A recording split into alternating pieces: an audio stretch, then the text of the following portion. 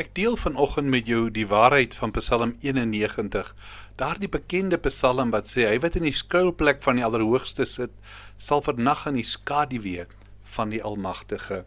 Wie daar's 'n paar belangrike waarhede wat hierin na vore kom. En die eerste is, dat daar staan, die skuilplek van die Allerhoogste beteken dat jy vernag in sy skaduwee. Jy weet, daar's 'n groot verskil, wanneer jy 'n gas is, en wanneer dit jou huis is. Baie mense kom na die Here toe in tye van krisis en behandel hom as 'n soort van 'n geestelike nooddiens. Die belofte van sy skaduwee is egter vir diegene wat sy teenwoordigheid hulle permanente tuiste en woning maak.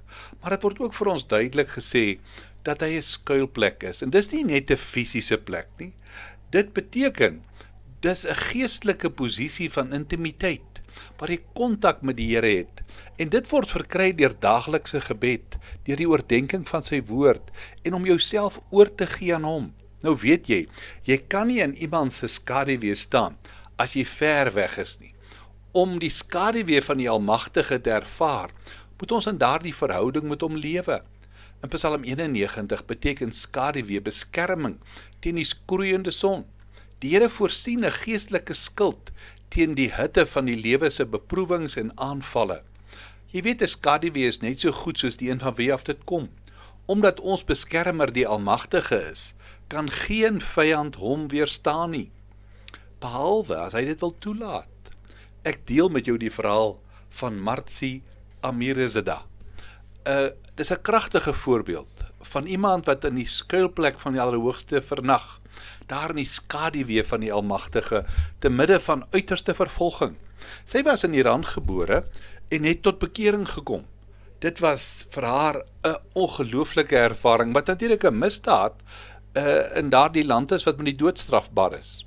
Maar daar was geen manier waaroor sy oor Jesus kon stil bly nie. Daarom het sy, saam met haar beste vriendin Miriam, die evangelie met haar mense begin deel.